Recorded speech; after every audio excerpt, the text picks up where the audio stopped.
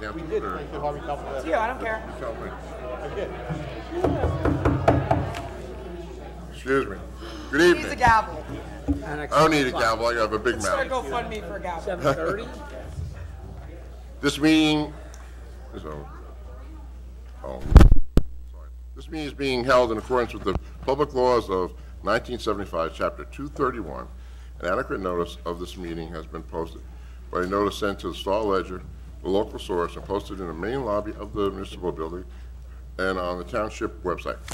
Please stand for Pledge of Allegiance.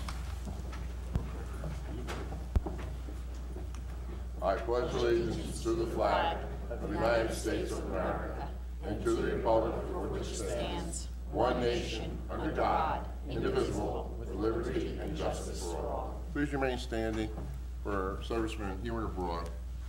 And we lost 3 people from the town. I've noticed I'm going to read in a little while. Moment of silence for everyone.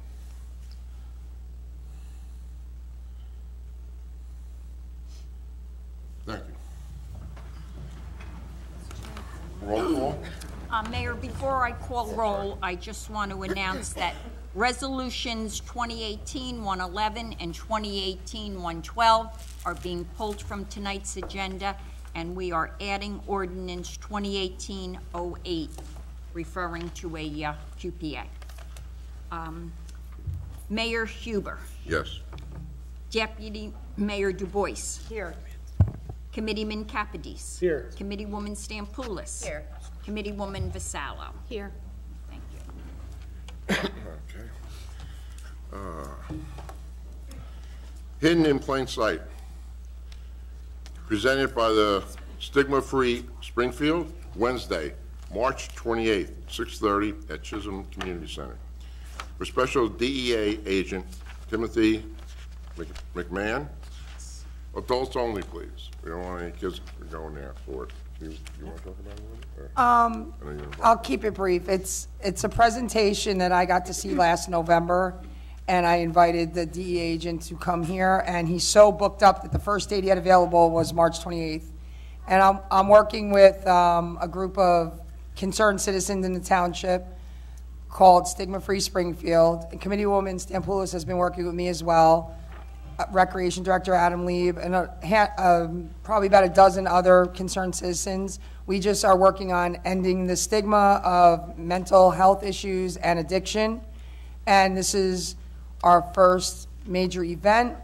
The presentation that is put on by the DEA agent will talk about all of the drug trends going on in the state right now, what teenagers unfortunately might be getting their hands on, and it will also have a bedroom set up similar to what a teenager's bedroom may look like, and some signs that you might see if your child has some of these things in their room that they might have an issue that you might want to talk to them about. We will also have representatives from Union County and 2 other organizations locally that deal with mental health and addiction issues for young people. So they will be there, they'll speak for a few minutes, and they'll have plenty of materials to distribute.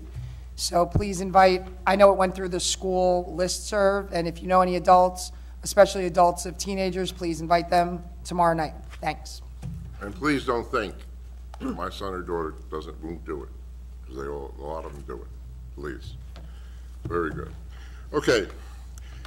Municipal offices will not be closed. I mean, will be closed on Friday, March 30th. They all got nervous when I said not. No, it will be closed. Mobile paper shedding will be Saturday, April 7th, 9 a.m. to 1 p.m., Springfield Community Pool. Hadassah Annual Holocaust Commemoration, Thursday, April 12th, 12:30 to 2, Springfield Public Library. Right. The township extends its condolences to Mayor Richard Huber and his wife Ginny on their family on the passing of Ginny's mother, Dorothy Wilborn. She lived here for 27 years in town. She was active with the senior citizens. She loved the town. She liked it. I moved up here to get away from all family, and they all moved up and followed me. And that's the truth. You just put that on public record, by the way. Uh-oh. The township also extends its condolences to DPW Supervisor Robert Betcher, and his family. On the passing of his father, Sylvester, I knew him as Pooch Betcher. Pooch began his employment with the Township DPW on November 11th, 1956. During his tenure, Pooch rose through the ranks to become foreman and retiring as supervisor on December 1st. When I first moved to town, Pooch's brother lived next door to me, and Pooch was always there. I think he was at the pool every weekend doing something. They painted the pool by hand. The guys, am I correct? They used to all paint it by hand. He did everything. I think he drove every machinery in this town. And he was great for the town, and he will be missed. The township also extends its condolences to the family of Richard Collindray on his passing. Rich was very active in the township as a member for many years, and former chair of the planning board, a member of the Board of Adjustments, and president of the Springfield Senior Citizens Housing. I was lucky enough to know Richard. He took me under his wing. I served with him 20 years on the planning board. He was the chairman 20 years, and that I was there. He knew this town inside out. If you wanted to know something, he was there. He also ran what Scott Sodell runs now. He was part of the golf outing Mayor's Day, which gives scholarships to kids in town. I mean, they give away 10, 15, I don't even know how many scholarships they give away now. But he was on the committee that ran it for years. He devoted a lot of time. He owned the hardware store up on Morris Avenue, right across from where the Chipotle is going now. But he devoted a lot of time to this town, and he will be greatly missed also. All right. Proclamation. Apu Moloch, Deputy Emergency Management Coordinator. Apu. Oh, you hear someone? Yeah, he is. Back. Right in the back. Right there to the front. Do I have a proclamation to read?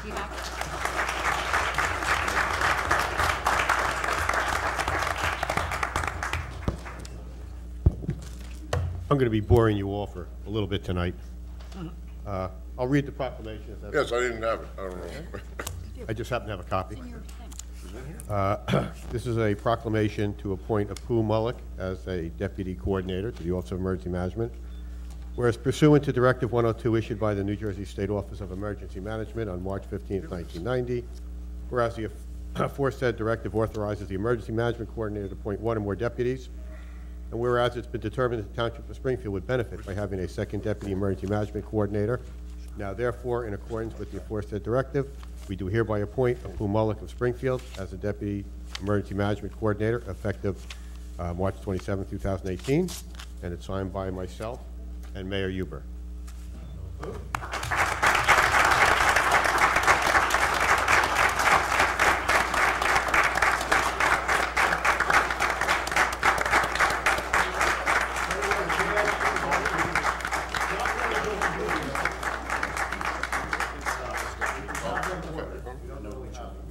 This is my old man. Very creatively done. You may have that. I'll take that back when we get you your new one. But congratulations.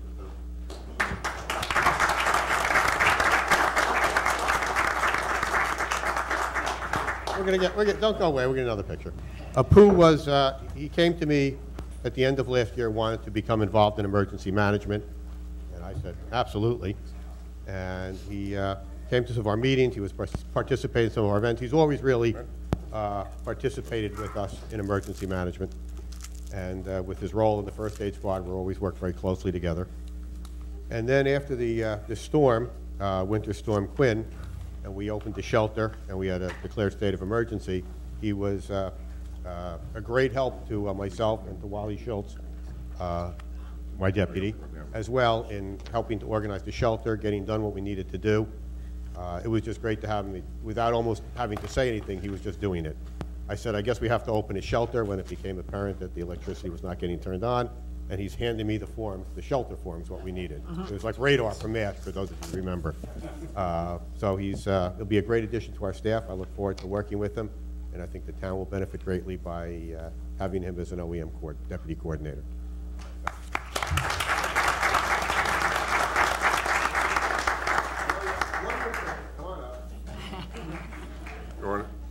Can't get away that easy.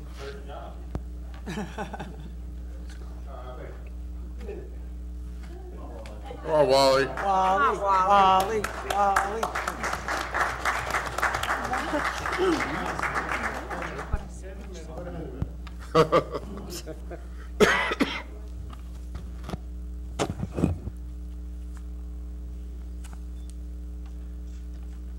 Not one smile. I was gonna say, I'm so happy. Okay, all right.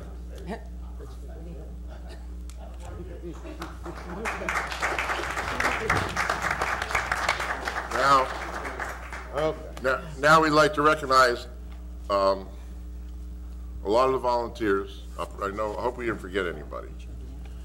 In the storm, Quinn.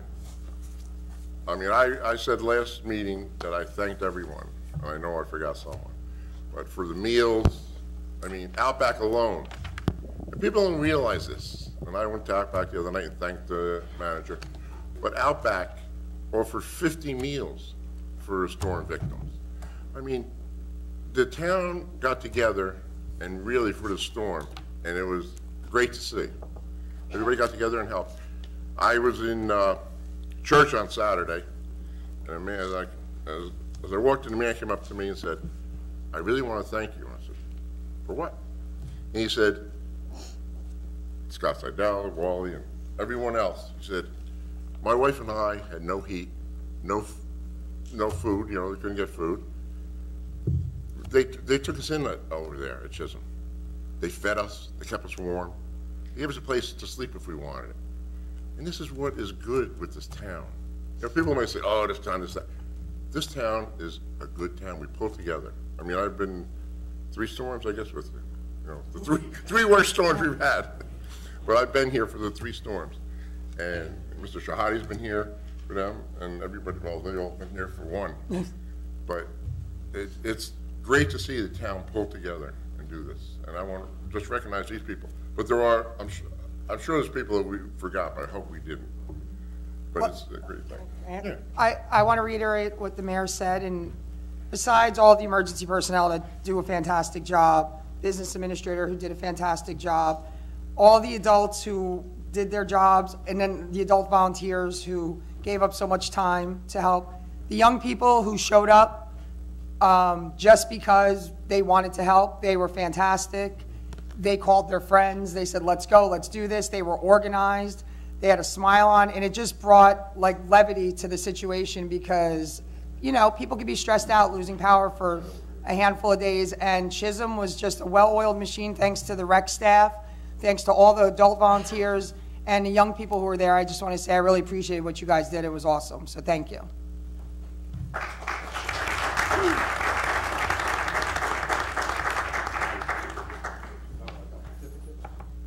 So we have a couple of different awards and some pins and some certificates to hand out tonight. If somehow we missed your name, see me later, I apologize. Before I get into the individual names, I certainly would like to acknowledge everybody, all the departments in the township, the DPW, the fire department, police department, the first aid squad, administration, engineering, especially the rec department. We just took over their building, and There were a lot of hours. and they, you know, and they were a big help. So, and I've said this before, and okay, I may be a little prejudiced, but people in this town, and I've seen what happens in some other towns in this area from the storm. The town really stepped up, and it was really pretty amazing to see everybody come out and help. From the employees and departments to the volunteers to just the residents who all came in. And you've heard the expression, it takes a village. Well, it takes a community, and that certainly was the case. And before I present these certificates, I'll just read you. I have two short notes I got. One is from a resident, which I think just really sums it up. She emailed me. She says, I want to thank everyone at our wonderful community center who pulled together to make the storm that hit our town on March 7th and through the weekend. Because there was a designated shelter, cots were brought in for people to sleep in a warm place. It was so unbelievable how so many volunteers came together to help everyone and to be there for many hours, serving food all day and well into the evening. It was so great to have a warm place to go, just to sit around with our neighbors and friends. I hope that everyone in this town is aware of this terrific community center and that we have wonderful services they provide to the community, not only when things go bad here, but their wonderful service to the community with trips for the seniors and programs for the youngsters. That's from Evelyn Chape, emailed that to me. She called me up, wanted to know how to get a thank you to the town, and I thought it'd be appropriate to read that here. And then today, this is great, checked my mail downstairs, so I got a check, and it's to the Springfield Office of Emergency Management. I'll be giving it to Mr. Quick. It says, in thanks for Team Chisholm School, the team at Chisholm School during March 7th nor'easter. Friendly place to go, warm food, place to charge phones, place to warm up, and most important, warm people. And I think that really says it all about everybody in this room, everybody who came out. Couldn't be done without everybody that came together and did it. Opening a shelter is a major effort for the township. We don't normally have the resources standing by to do it. As you saw, it takes a lot of volunteers, a lot of effort, and it's something we don't do lightly, but when we have to do it, we do it when it's necessary, and I think it worked very well. We learned a lot of lessons from Sandy that we put to good use in the last 5.5, 6 years, and they came out. The Chisholm Center had a generator, which was installed, what was that, 2 months before, Sam? The installation was finished 2 months before, a FEMA job, but it was there, and you know, thank God we had it, because it allowed us to have a shelter with light, power, and heat. And we had a few other things that the town has improved on, so I think it all worked well.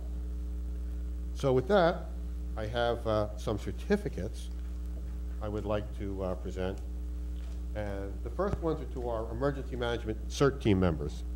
And these are the people that spent the night at the Chisholm School, set the cots up, really did it all. I just, you know, they just took over and made it happen.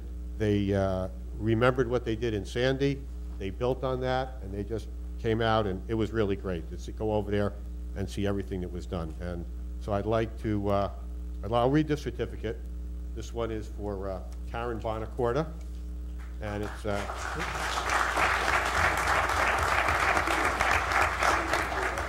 oh yeah. In recognition of your hard work and dedication as an emergency management CERT volunteer in operating the township's emergency shelter, providing residents of Springfield much needed support during Winter Storm Quinn, and it's signed by myself and the mayor. So I'd like to ask, and I have one for Jim Bonacorda as well.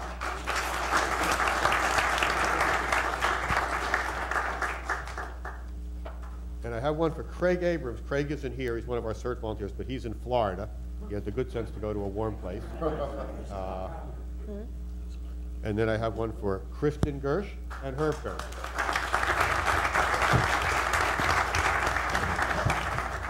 So you got to come up, you know. You're gonna stand here. We're gonna make you take a picture. Okay. Kristen,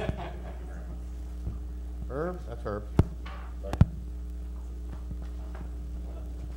Jim and Karen. There you can stand over there. You can stand for the picture. Here. Well, you too. Did everybody get one of these? Everybody.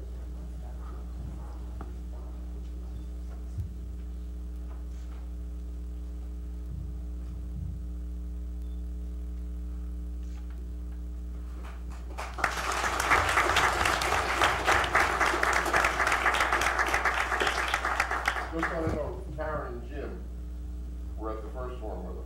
We all learned from mistakes. And we keep the first when we were there for Sandy, right? And it was very good. I mean, now they would stay there. One of them went home, get a couple hours sleep, come back and switch and all that. But without them, the search would be lost. You know, just the way they took over, and I think everybody who was there saw what it took. The cots didn't get to the floor of the gym on their own. They came out of storage and had to be set up, and it's a lot of work to be there and to stay with people all night long for the 4 days we ran that shelter. So it's really terrific. Then I would like to, you got to sign that.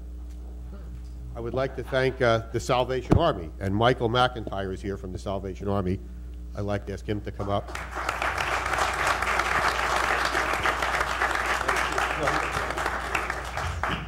So, this is in recognition of your hard work, dedication by supplying food for our emergency shelter and providing the residents of Springfield with hot meals during Winter Storm Quinn. So that was really terrific.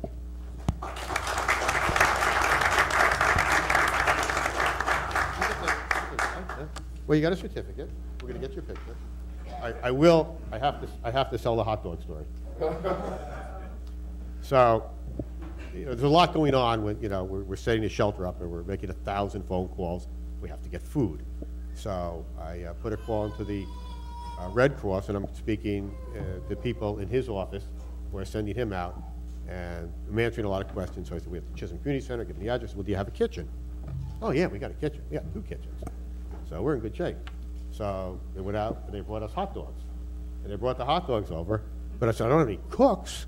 So, but the rec department stepped in and they cooked the hot dogs. We worked out that little bump, and the next day we had hot meals, 2 meals a day. That he brought over, and chicken and rice, spaghetti and meatballs. It worked out very well, and it's just invaluable to just not have to worry about that and have the Red Cross and the Salvation Army come in and help us out.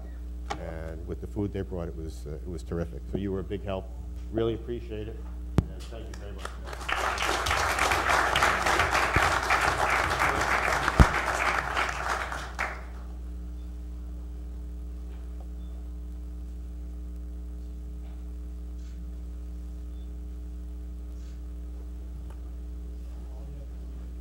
I have his cell phone now, so I'm just calling him directly. And that's part of the problem, is that you don't deal with the people, who are right there who are going to be helping you. You deal with their office, and by the time the information gets down to them, it's a little problematic. I'd also like to thank, as I mentioned, the Red Cross. And is Tim Johnston here? I called him. He said if he was couldn't make it. And I guess we had Paul Gass as a Springfield resident. Paul, are you here? So I will. They're not here, but the Red Cross was a big help. They brought over a trailer if we needed it, which had extra cots and blankets. Because part of the problem, they'll ask you at 12 o'clock in the afternoon, how many people are going to be sleeping in your shelter? I can probably tell you that at midnight, how many people are going to be sleeping at the shelter, but not at noon. It's kind of a place of last resort for people. They're better off either with friends or relatives. Sleeping on an Army cot in the Chisholm gym is not the most comfortable place to be. So we never know how many people are going to be there until that night. But they brought out a trailer. It had extra supplies in it, and they actually sent us 2 staff members at night to augment Karen and Jim to help them. But they were a big help, so we will be sending them their certificates. Bear with me. I got a lot of notes. I would also like to thank the Abundant Life Church from Springfield, Pastor Rob Stopolo and his wife, Pastor Gina Stopolo, and I'd like to ask them to come up because they were a big help in bringing food to us as well.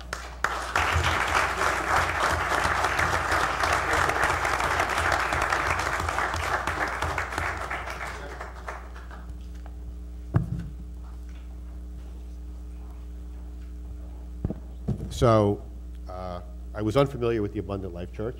They've been in town for a while. They called us up and said, what do you need?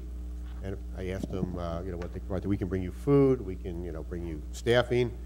And right away they came over with food, hot meals. They had facilities at their location on Fadham Road that they offered. And they just couldn't do enough to help us. And while the Salvation Army was bringing us food twice a day, they picked up and they gave us a 3rd meal. And we actually had plenty of food, I guess, left over from going into the following Sunday, and we ended up having extra food. I think we sent it over to you once we closed the shelter. I mean, that's another problem too. When you open the shelter, once it closes, you have a lot of supplies left over. So we were fortunately able to give it to you. I can't say enough nice things about the Abundant Life Church. I met with them. I had a tour of their facility last week, and Rob is joining our emergency management team and will become much more involved in the township and helping us out. So it was really great that you were able to do that. So I wanted to thank you and really appreciate your help.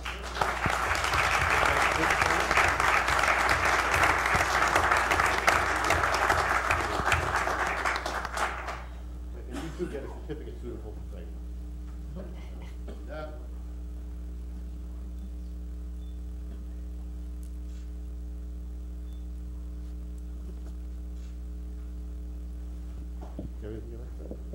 You guys were terrific help. And also, from the church, Victor West, and I want to mention Anthony Foster. You step up, we give a little recognition pin for you guys too. You helped them as well.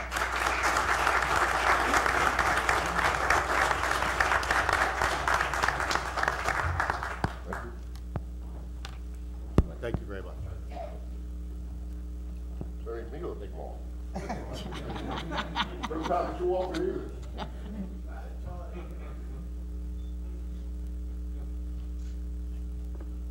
Starting offensive line for Springfield.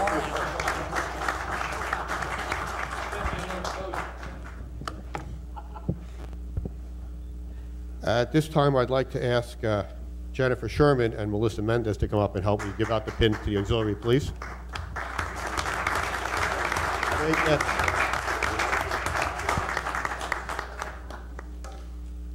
Jennifer and Melissa are our assistants with emergency management, work with Wally and I, and we're just also invaluable during this storm, just helping us with everything that needed to get done. There's a tremendous amount of paperwork. And actually, we're working on it now because I've said before, responding to the FEMA paperwork after the storm is sometimes more demanding than responding to the storm itself, and they'll be working at it for a while. So I would like to thank them for their help as well.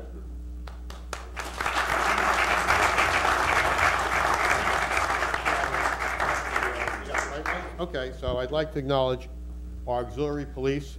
I don't think everybody is here, but I will read off the names. Gentlemen, come up. Ladies, I'll present you with your pins. Auxiliary Officer Stephen Friedman.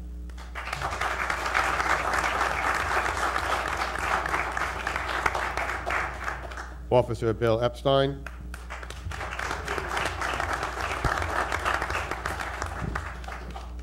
Lieutenant Ken Regal.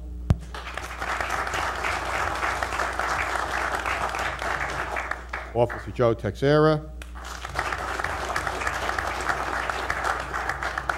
Chief Angelo Palumbo.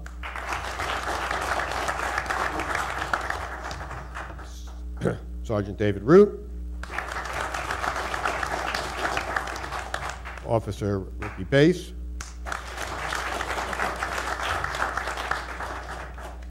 Officer Jose Camacho. Officer Sarah Abraham.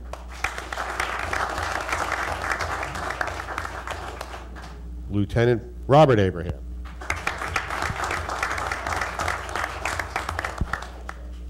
Officer Frank Applegate.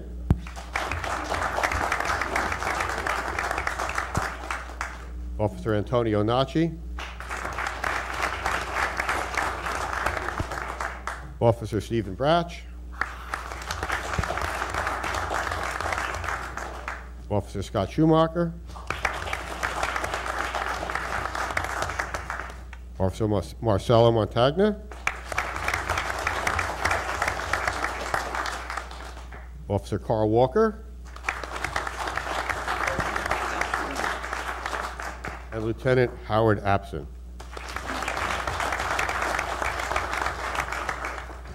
Hopefully I didn't miss anybody. So, well, we took care of it well. Captain Schultz, you can come up too. Wally. Wally.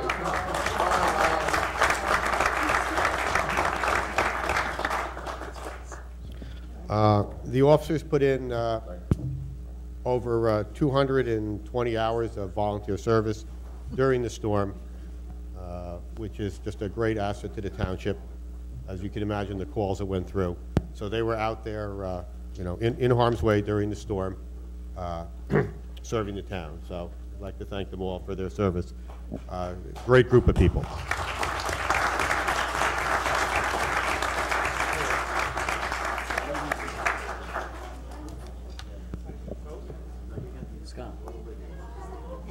You should be in a picture, Apu.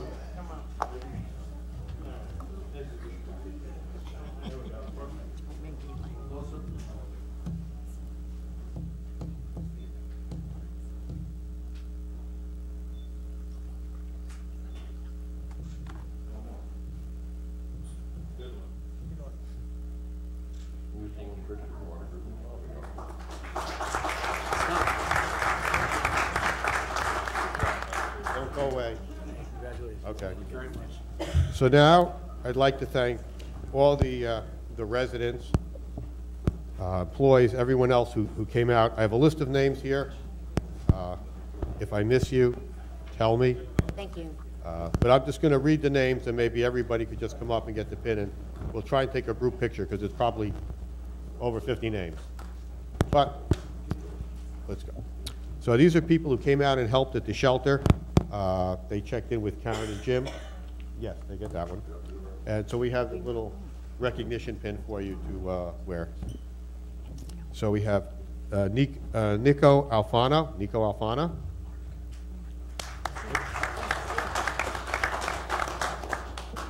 Margaret Bandrowski. Crystal Best. Gary Butler. Jerry Ann Bujanowski. Julia Carroll. Okay. Juliana Cascarino.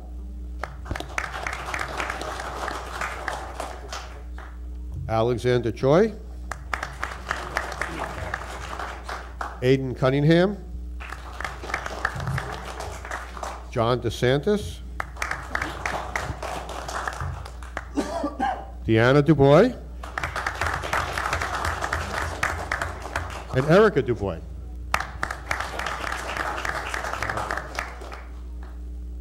Glenn Taylor. Nancy Hahn. Crystal Hernandez.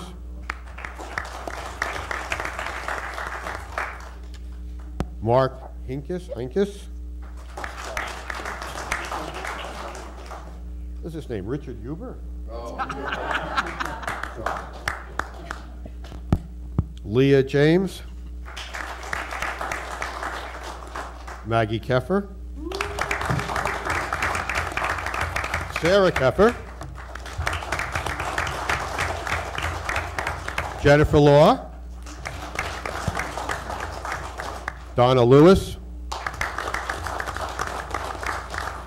Lee Lewis. Lorraine Loza. Sam Mardini. Ronnie Magnitsky. Mary Lou McNamara. Abigail Oaknan. And Ellie Oaknan. And Lenny. Great. Marcella Oliverio. Karen Resnick. Jack Resnick. Lily Resnick. Jeff and Hope Rosenberg aren't here. They're in Florida, but they were a big help in running the kitchen. And we'll rename the kitchen Hope's Kitchen at a later date. Isabella Schubert. Laura Schubert. Michael Smith. Monique Smith. Dana Strober.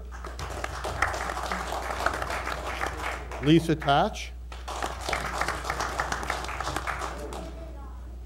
And let's see, we have Leah and Siv Tolley. Jaden Townsend. Maria Vasallo, know her. Chris White.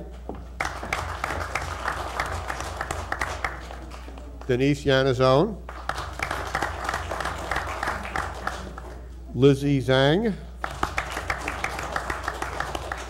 Michael Zhang. We also would like to just acknowledge Bagel Supreme, Chiaffi's, Outback Restaurant was very helpful. From the Chisholm staff, Chris Capadis. They didn't write your name down. Well, the entire township committee was really present throughout the whole thing, and we're very involved. Diane Stampolis, Maria, and Erica, they were all there. And of course, before I forget, I have to mention Administrator Ziad Shahadi, who was sitting next to me the entire time. Because although he wouldn't go find the switch we gave him after Sandy to turn the power on, he did find the tree that shook, and 30 or 40 JCP&L workers fell out. So,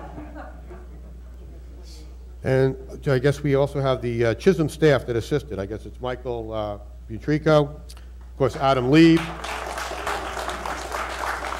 Tony Lucido, Amy McNanny, Erin McNanny, Jeanette Montajo, Brendan O'Reilly, Daniel Wilkenfeld, and Don Wilkenfeld.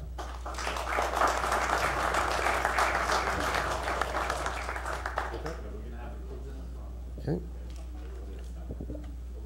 And also Linda Donnelly was just invaluable during the whole thing. And of course,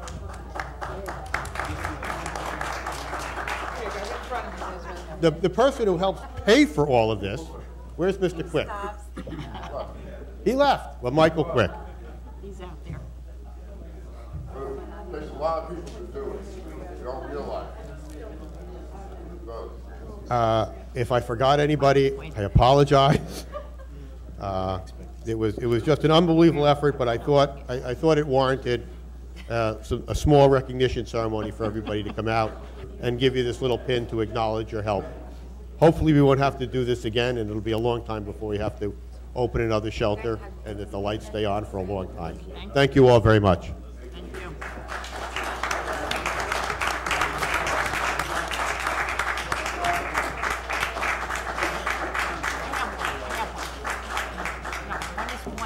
And I have pins for any of the employees that are here. If anyone from Department of Public Works would like to come up, I have them for the fire department, the police department, be given out to their staff at a later date, but we have pins for them, so anybody that's here, please come up and get a pin acknowledging it.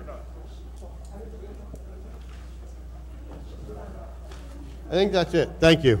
Thank you. 5-minute recess. We'll take a 5-minute recess if you'd like to go. I know you don't want to take a whole recess. Not you. You got to stay. I got to stay. 27 minutes. Can you pause that? 5-minute break? Was it paused? Sam? No, Can you wasn't pause paused. that, or wait, do we pause it, or do we just turn that off? No, I think we paused that and we turned that off. We just put it locked. Yeah.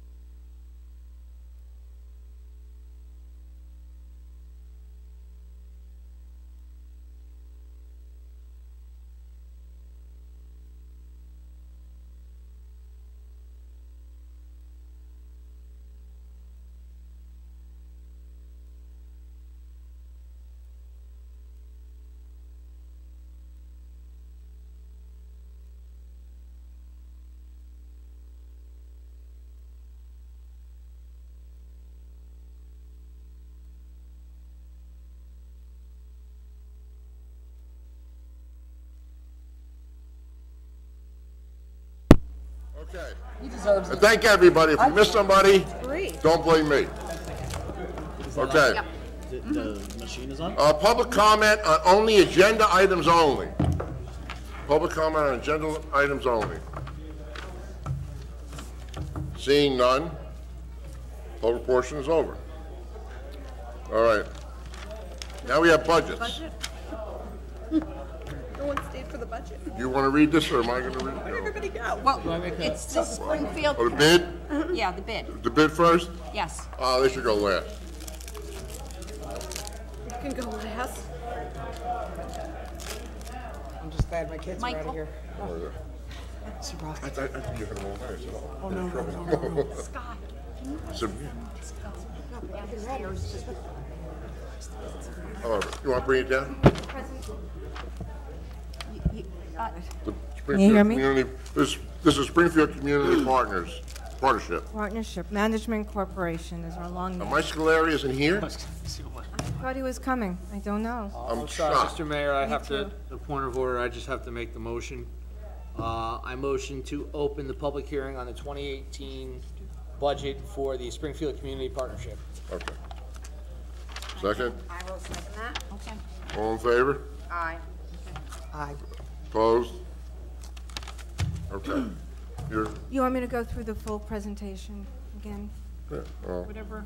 Okay. just explain to So, everybody. our budget for 2018 is $268,676.07 from assessments.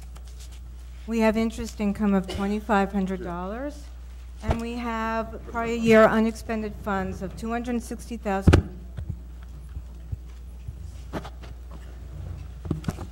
Sorry. $260,422, with a total of $598,598,000.07. Our administrative services, the costs are $65,000. Professional services, which include attorney, accountant, any consultants, are $11,250.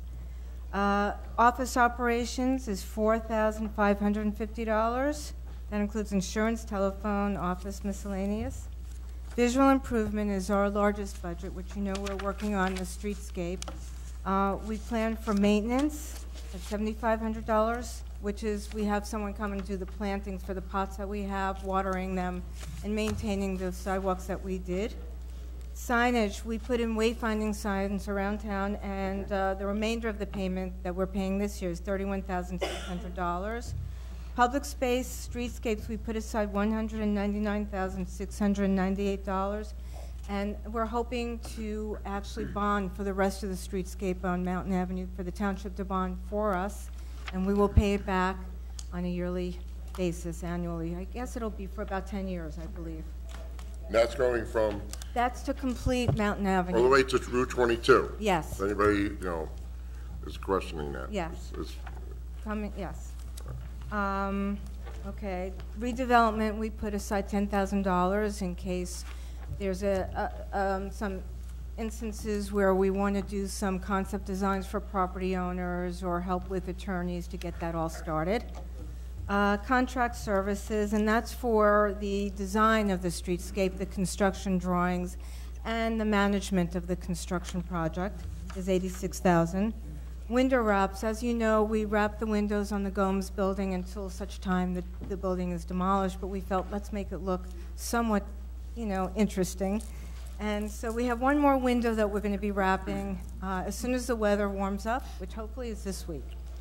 And we have visual improvement grants that we're hoping to provide for businesses that include for signage and possibly facade improvements.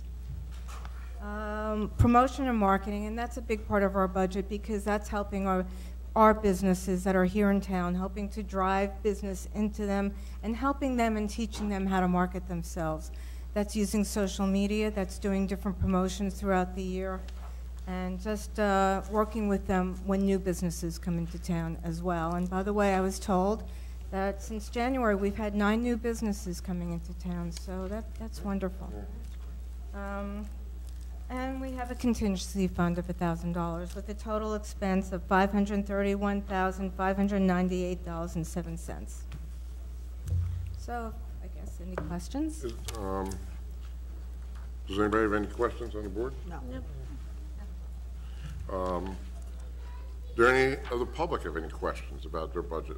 This is the business budget. It doesn't come out of your tax dollars. It's the businesses that pay for it themselves. It's all the commercial properties in town that Or be into the commercial budget. properties, I should say, I'm sorry.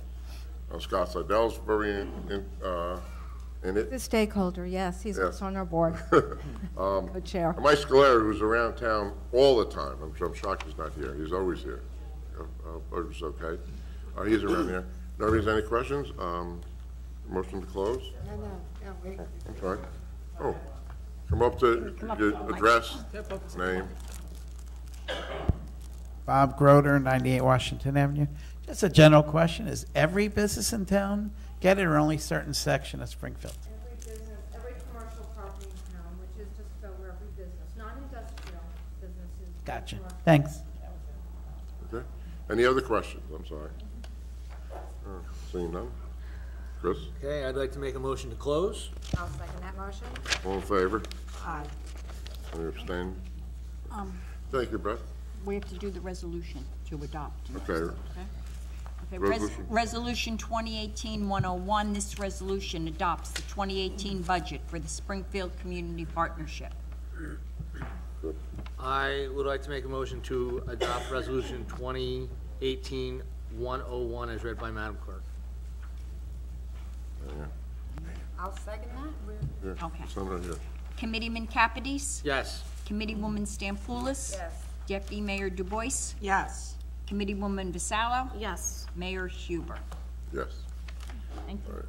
Township of Springfield's municipal proposed 2018 budget presentation. First, we have reports. Am I supposed to read that, or you? Reports. No, we're going to do the budget.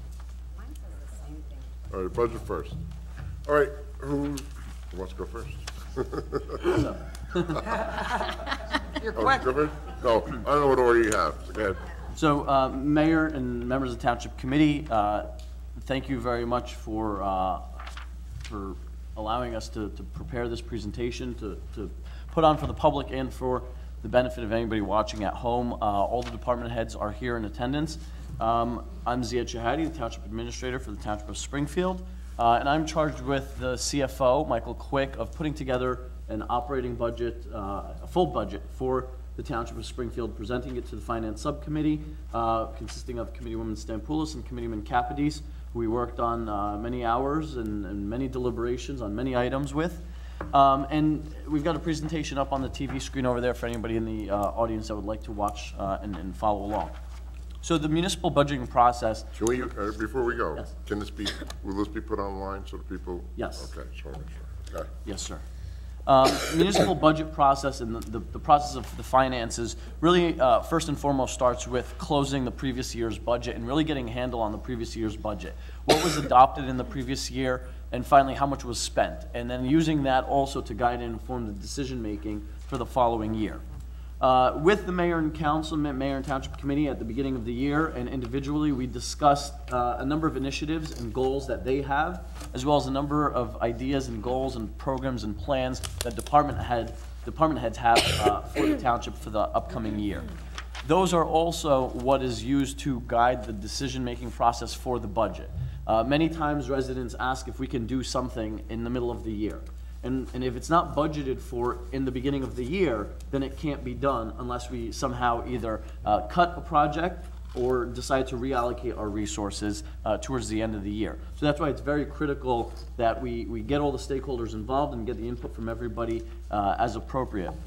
And then the administrator, myself, our CFO, and the department heads come together and we compile and collate all that data and come up with our best guesses and our estimates as to how much some of these things are going to cost. The labor, the materials, the contracts. And we put together a draft of the budget. We review that budget. Quite frankly, it's many drafts. It's a living, breathing document for a few months. So since December of last year, actually even late November, it was a process that was started and went up until the end of February. The drafts are revised a number of times, and after it's presented to the finance subcommittee as well, there's more revisions made, and then finally we have our final draft, our final budget, and we refer it for the subcommittee to endorse, so that way we can present to you for introduction and adoption. And we did that at the last meeting. The budget was introduced at the first meeting in March, and it is slated for adoption at the last meeting in April, at which time there's yet another formal hearing, and per your request, Mayor, and the request of the governing body, on April 7th, we are also presenting this budget in this fashion again on that Saturday at 10 in the morning, so anybody from the public, any residents, businesses who are unable to attend this evening can come there and have their questions asked and answered. So the objectives for the budget were to have obviously a balanced and fair budget. We didn't want to burden the residents. We didn't want to burden the commercial properties or industrial properties. We understand that in this day and age and living in New Jersey, taxes are a big burden to people, and we are mindful of that throughout the whole entire process. As all of you live in the town, you understand, and so when you're adopting the budget, you understand first and foremost the implications of that budget, as do many of the municipal employees, the department heads, the CFO, and myself who live in town and prepare this budget also understand. We want to make sure that we appropriate the resources for the infrastructure and grounds improvements that are necessary in the town. We have aging infrastructure, and some of the department heads will talk about that. And we want to ensure that we do preventative maintenance throughout the year, so that way the costs don't add up in one year and it's astronomical, and we're wondering where we're going to get the cash for that. We also want to ensure that reserves for future obligations are funded. Things like snow fund, emergencies, natural disasters, tax appeals. We try to anticipate what's coming down the pipeline. Any liabilities that we owe in terms of accumulated absences as well.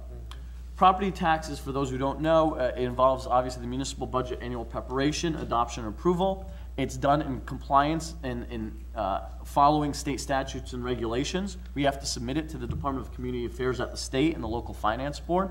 Mr. Quick is very friendly with those individuals there, and they go over the budget with a fine-tooth comb after we do and after you do, and they ensure that it is a sound and balanced budget. It gets certified by the county tax board, and the county tax board also does the same thing for every entity that makes up your tax dollar. So your tax dollar is made up of the municipal portion, the library, the schools, and the county, as well as any other open space, historic, and preservation trust funds that are there. And then the tax bills are completed, and we have the obligation of sending out those tax bills, collecting that money, and then distributing it out to those entities that owe the money. Just a reminder, though, the township only has the jurisdiction over that portion that we are presenting here this evening and adopting, which represents only about 30% of your tax bill. So only 30 cents of every dollar that's paid by a taxpayer in Springfield is actually going to fund township services. Municipal budget consists of our operating budget, and our operating budget has the appropriation side and the revenue side. And those are some of the items that make up the appropriation side. The big ones are salaries and wages, and within that, we have a number of things that are actually discretionary or things that we can actually control. Salaries and wages, as you can see from this chart, make up a significant portion of the appropriation side of our municipal budget. These are some of the biggest expenses, the top 10 expenses in the municipal budget that we have to deal with. It goes from everything from our medical benefits for employees to debt service, to the library, to our sewer utility, solid waste such as garbage and recycling. And those top 10 expenses total over $15 million, nearly $16 million. And when we're talking about a budget in the town of $32 million, that's almost half of our appropriations is items that really we don't have the ability to control on a year-to-year basis. The other expenses that come out of there are about another $4.9 million of things outside of these big 10 items. And in total, we're looking at our other expenses, not salaries and wages, $20.5 million, and then our salaries and wages comprise $12.4 million of the budget. And that's where we have our budget of $32.9 million. 2018, the revenue side of things, these are our revenue sheet right here. You could see where the bulk of the money comes in from that is not coming from taxes. So we appropriate the funds, we look at how much is needed to run the township, and then we look at sources of revenue. And that deficit between the appropriations and the revenues is where we go to the taxpayers and say, this is the difference that needs to be made up through the levy. We tried to look at new sources of revenue. Michael Quick and I explored a number of different areas. Mr. Quick was able to identify and account for those in the budget. One of the areas that's going to be a concern is in terms of permitting and building. Permitting and building, the state has changed some of the regulations as far as what is required for permits. So we're going to feel that impact potentially this year. Roofing, siding is not going to be permitted anymore. That's less revenue that comes in for the municipality, aside from the safety implications. We also are looking at our grants, revenue from grants that is increasing. We've seen a large number of grants coming in this year, and we hope to continue that trend into 2018 and beyond, thanks to the help of our grant writer. We've had that much in 2018 already? Well, that is how much we're anticipating in terms of revenue from grants, and we have to book those on the appropriation side as well. So money that's coming in, you also have to book it on the appropriation side of the sheet. Without further ado, I'm going to start turning it over to the department heads, who are going to give you about a 2 to 3 minute snapshot of their mission and purpose, their budget, and some of the most significant changes. And the first individual we've got up is our Office of Emergency Management Coordinator, Scott Slidell. This will be a little faster than the last presentation. I hope. As you can all see, emergency management, several components make up emergency management. We're responsible for planning for disasters, protecting people, property, the environment, the economy through mitigation, preparedness, response, recovery efforts, as you got a sample of a few weeks ago. We're also responsible for implementing the Township's emergency operating plan, which is due for renewal this year. We're in the process of working on. And our 2 most visible components are the auxiliary police and our CERT team, who you saw earlier this evening. So these are our salary pages. Emergency management is primarily composed of volunteers. So we have several part-time employees and 1 full-time employee, which we share with administration. Our budget categories, as you can see, the largest budget category is material and supplies. We don't pay people, but we buy them things. We buy uniforms, equipment, just to outfit an auxiliary officer.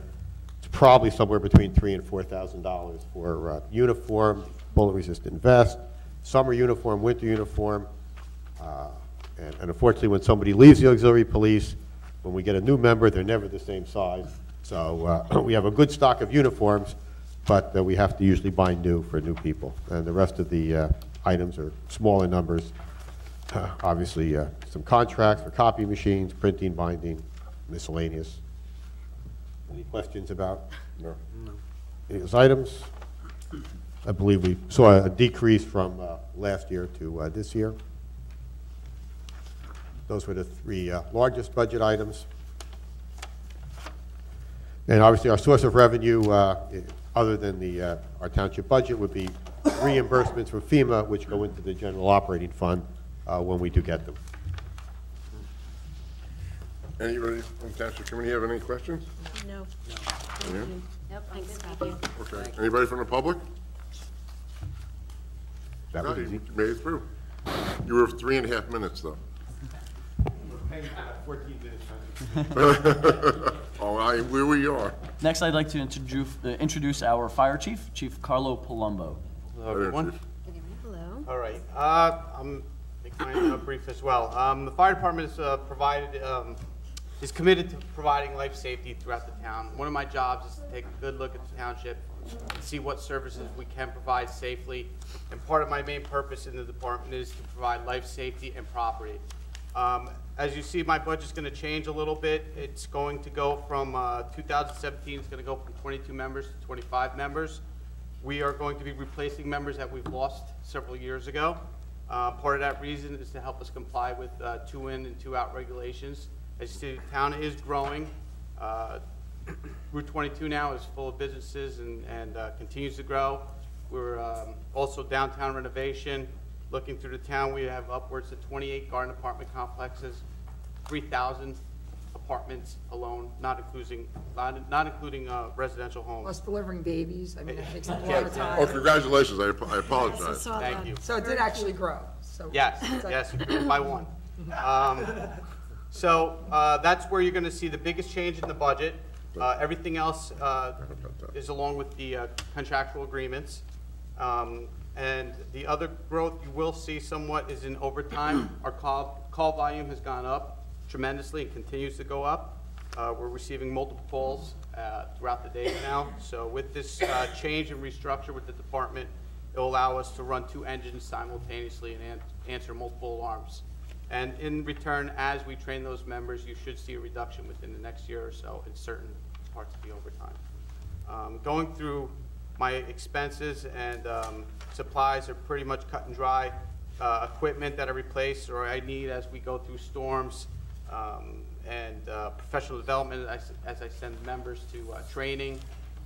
Most of those members will have to do recertification and EMT as well. So if you see my top 3 largest expenses, education and training is one of them. We're constantly training. We're constantly sending my guys for recertification.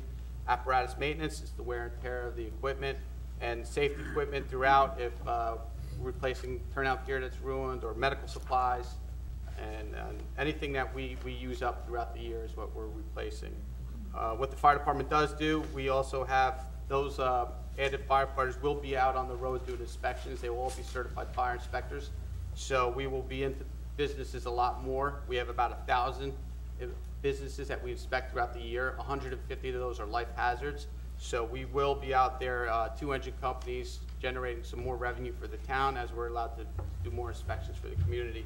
And in return, we are one of the only businesses in town that look to put ourselves out of business. We choose to, for fire prevention, we want to make this town safe. So that's part of our plan for 2018. And if there's any questions? I just got one thing.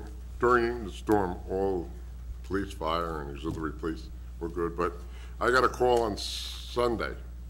I called the chief at home. JCP&L went to a house and said, "Oh, your neutral wire's down, and your house could burn. You could start a fire in your house." And he left. I called Carlo. Am I correct? I mean, I think it was Sunday. Yes. And I went over to the house.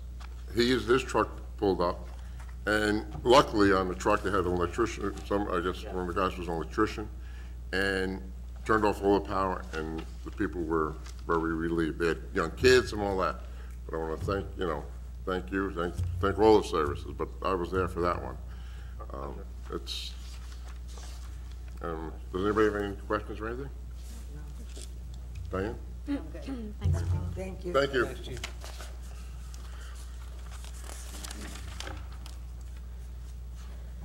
Next up is our police chief, Chief John Cook, chief of the newly reaccredited police department.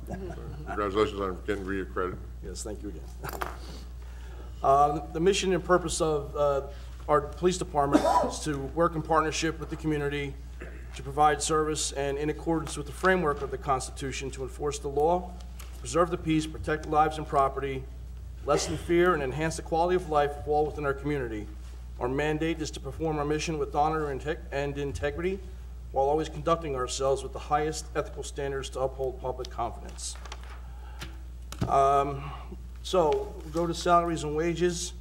Everything pretty much, I mean, there were small increases. The largest increase percentage-wise you would see would be for part-time employees, and the reason for that is we are looking to add some additional personnel to beef up our security with the schools.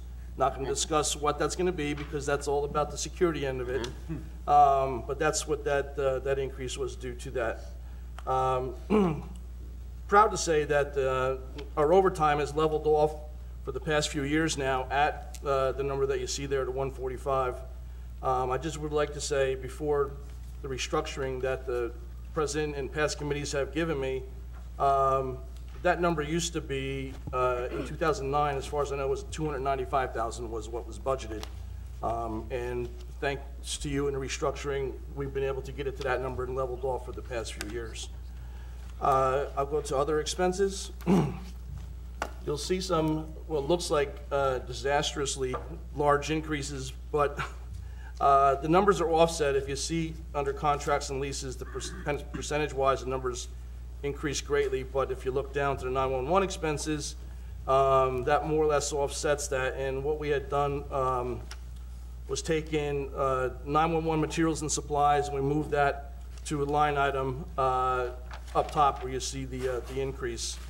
And also That also includes our the county dispatch salary, and also the Zurcher, which is a mapping system that we use through the county as far as 911 systems go. So that's where you'll see those, the big changes are due to those, just switching from one line item to another. Move to largest expenses. Again, you'll see the 911 expenses zeroed out as we move those to the other accounts as I had just described. And the professional development, 15,000 of that 20 is a contractual number. It's in the union contracts, and that's where basically that comes from. The other 5 is for any in-service training that we might have to pay for our officers, any specialized classes. We do a lot of training in-house, and also with the county. It's a lot of free training that we get, but that extra 5,000 does cover any additional extra training that we may need. Go on to the revenue generated. Again, this is kind of standard. We are still having an assignment with the federal agencies, which has been doing very well for us as far as funds coming in, which allows me to purchase materials through forfeiture funds that I don't need to ask the committee for, namely vehicles and other high expense items. And I also do pay 1 or 2 officer salaries through that account as well.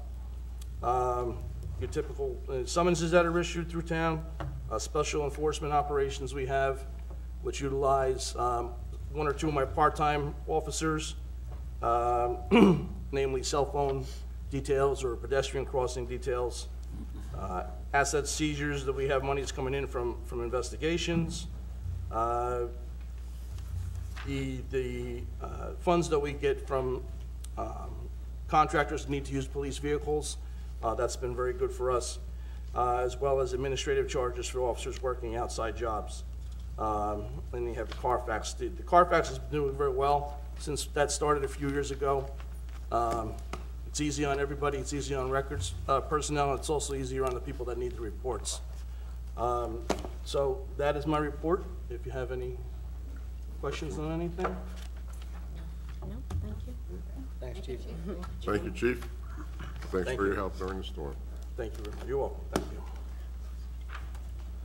The next is our model court administrator. She does a fantastic job here, Mary Jo Banchansky, of running a wonderful judiciary system for Springfield.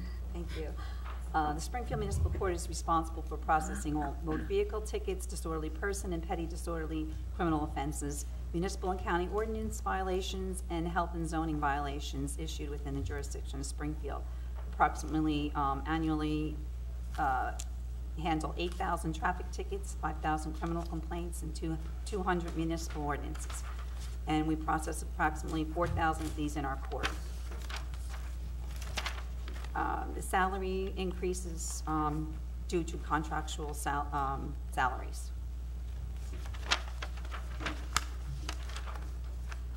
Other expenses in contract and leases, we have an increase due to the cost of contracts and leases. Professional services, we have a decrease, interpreter services for trials. And material and supplies, we have an increase due to credit card fees. Cost is going up. And our largest expense is material and supplies, which is due to the credit card fees, the costs going up. And our revenue is generated from the fines and court costs. Any questions? No. No. Thank you very much. Very much. Thank you. Tell everybody we said hello at the court. I don't want to see them. Next, Lauren Casiopo, our tax collector. Evening. Okay. The tax collector is responsible for the billing, collection, reporting, and enforcement of all municipal taxes for the Township of Springfield. And as a statutory officer of the state, the tax collector is obligated to follow all state statutes regarding property tax collection, including billing, due dates, interest on delinquent payments, and tax sale procedures. There are currently 5,232 rateable line items, which generates roughly a $75 million tax levy. The Township operates on a calendar year, and the taxes are due February 1st, May 1st, August 1st, and November 1st. Salaries and wages compromises me. As you can see, there is a decrease from the retirement of the previous tax collector. And then I also have it says part-time, but she's actually a seasonal helper who comes in to help me just during tax time. Oh, during tax time? Just during tax time. So that's salary and wages. Other expenses. We are not currently using Vital anymore. We are now using Edmunds. So there's a decrease there for contracts and leases. And then you'll see a little bit of an increase for postage. It was just a reallocation of a line item. And under material and supplies, I am anticipating getting a money counter with counterfeit detection. I would like to get that. We have a lot of cash flow that goes through, and I want to have something that can detect fraud, counterfeit bills. So you'll see an overall increase of 18. My largest expenses, again, materials and supplies for the anticipation of a money counter. Next slide. Next slide. And the revenue is generated from taxes, interest, and fees. That's Questions? How's your baby? She's doing well. She's doing well.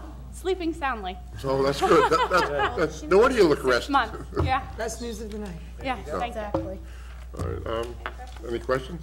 No. Thank you. Thank you very Thank much. you. Thank you. Lauren, I just want to recognize you doing a fantastic job holding down the fort there pretty much by herself.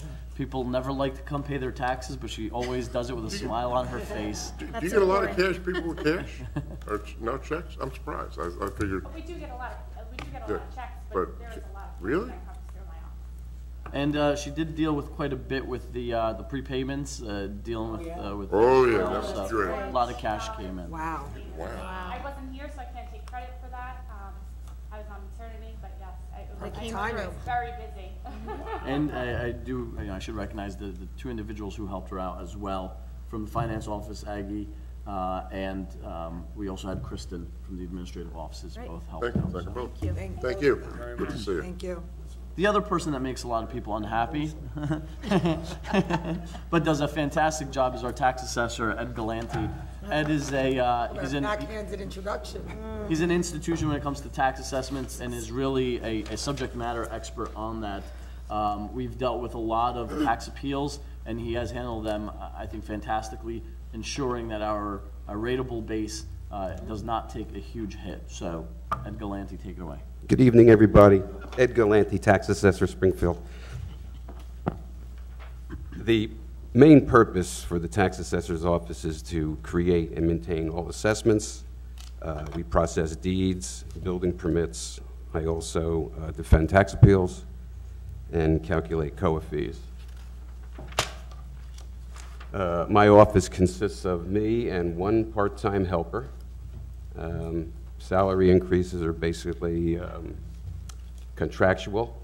My part-time helper is up 21.8% this year, but that is only because her OEM salary was not reflected in last year's budget. This is the entire budget for my office. As you can see, it's a 0% increase for most of it, and two lines are actually down 7.3% and 9.1% respectively, for a total decrease of 6.6%. My largest expenses are professional services and postage, and the professional services are actually down another 7.3% this year, for a total of a decrease of 6.75%. Questions? Diane? Thank you very much. Maria? Thank you. Thank you so much. Thank you. That was good. That didn't hurt. Next up is our Recreation Director, who has been really busy with not only the storm, but developing a whole array of programming and fantastic programs, and ensuring that everybody that walks through the building is happy, and we keep kids and adults and senior citizens recreationally employed. And the whole pool. And the pool, And the pool. which will open That stuff. And I keep soon. bugging him every day for stuff. So. I was over there Saturday. Yep. And, Not even 2 months left to go. Oh my gosh. A lot of work to do in 2 months. Knock on wood, everyone. Looks good. Thank you for the intro, and good evening. So as you know, our office is based out of the community center, where we plan year-round programs and services for young people through our, just as an example, our teen drop-in program, our park projects and playgrounds, our big special events, one of which was this past weekend with our egg hunt, as well as the community pool, although we're not going to talk about the pool budget tonight as it's a separate utility. Also all of our sports leagues, our bus trips, and our volunteer coach certification. Our salaries and wages for 2018, approximately $245,000. I work with a full-time assistant director as well as a part-time program coordinator, although there's one of those positions unfilled. We also have 6 youth wing staff. They're known as recreation assistants. You see them at night or on the weekend, working with our youth wing, our seniors, and our special events. 2 senior citizen bus drivers, as well as approximately 15 counselors at our playground camp over the summer. That's at the community center. And the small increase to our salary and wages for 2018 has to do a little bit with the budget of our program coordinator, those 2 positions, and the additional hours over the summer that we're hoping to staff the community center for some additional usage at night. My operating budget for 2018 is up slightly. The reason for that is our yearly major park project is built into my the equipment budget. So we're budgeting $30,000, and that will hopefully be matched by a grant from the County of Union, which we're lucky enough to get every year to do that annual park project, which we'll announce a little bit later this year. Other than that, the line items have remained very close to where they were in 2017, just with some reallocation. So there's not too much of a difference other than the major park project. The largest expenses have gone up slightly due to the salary and wage budget go up, which I just described. And as an example of some of our contracts to operate the community center and also our sports fields, you can see that the copier lease and Porta-John line item has gone up. And I just kind of use that as an example. We have the copier lease at Chisholm. We provide 4 Porta-Johns throughout the town.